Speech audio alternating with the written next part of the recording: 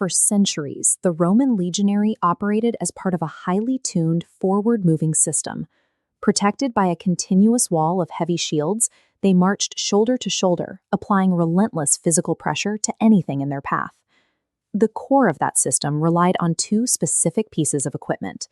The scutum, a large, curved, rectangular shield that interlocked to form a protective shell, and the gladius, a short sword designed for quick, lethal thrusts in the tight crush of close combat. In the early 2nd century, Emperor Trajan launched a massive military operation across the Danube frontier into Dacia.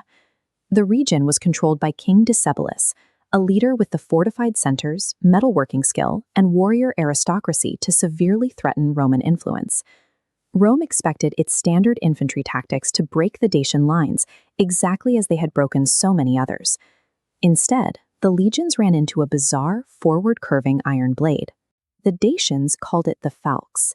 We know exactly how prominent this threat was, because the Romans carved it into their own victory monuments. Again and again, their art features Dacian fighters raising these distinctive hooked weapons against Roman troops. The Falx created a localized tactical crisis. It didn't try to bash through the massive scutum head-on. It used its unique geometry to reach around the edges and tear into the spaces where Roman protection was weakest. The logic behind the weapons started in the fields. Dacia was a society that regularly used agricultural sickles and pruning hooks.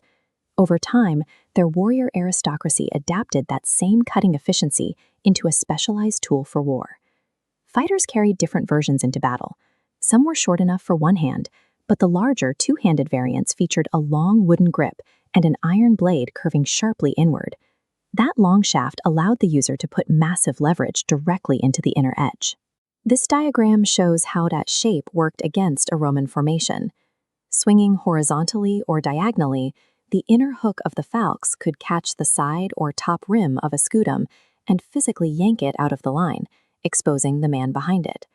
When swung vertically, the forward curve provided another angle of attack. The blade's tip could arc completely over the top edge of the shield, dropping straight down into the Roman soldier's helmet or face. And when the legionary extended his right arm to thrust with his own sword, he created a brief opening.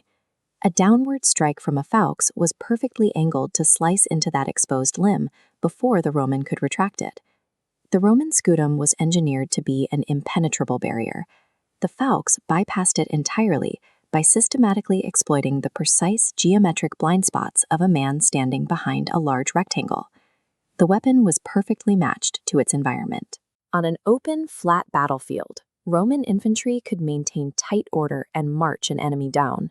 But the landscape north of the Danube was defined by steep, wooded slopes and river valleys.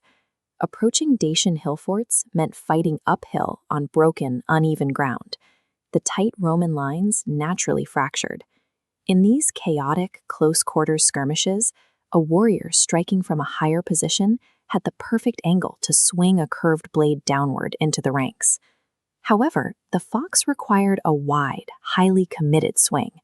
To generate enough force to split a helmet or drag a heavy shield, the Dacian warrior had to drop his own guard, leaving his body completely exposed for the duration of the strike.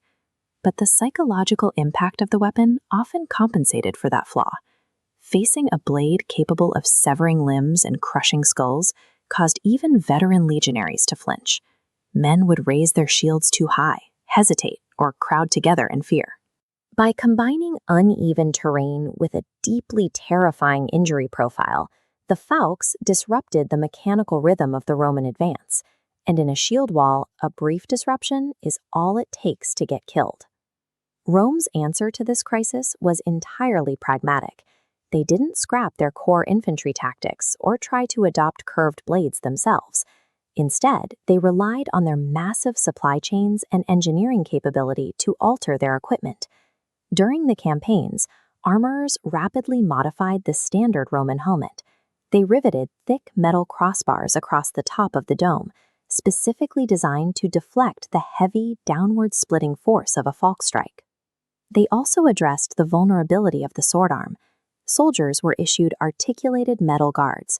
These overlapping plates smoothly covered the entire right arm from shoulder to wrist, ensuring a glancing blow wouldn't sever a limb. These rapid field modifications highlight exactly why the Roman military was so successful. They were willing to observe an enemy's distinct advantage, swallow their pride, and immediately redesign their defenses to neutralize the threat.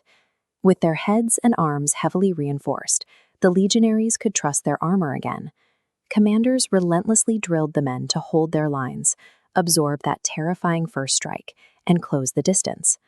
Once a Roman soldier stepped inside the arc of the Falx, the heavy curved blade became useless. In that extremely tight space, the short stabbing point of the Roman gladius easily exploited the Dacian warriors' wide-open guard. It took multiple massive campaigns, bridge-building operations across the Danube, and brutal sieges, but Trajan's forces eventually broke the Dacian state entirely and dismantled its military power. The Dudley Falx survives in our military history because it did exactly what local, specialized weapons are supposed to do. It found the singular weak point in a highly armored, highly disciplined war machine.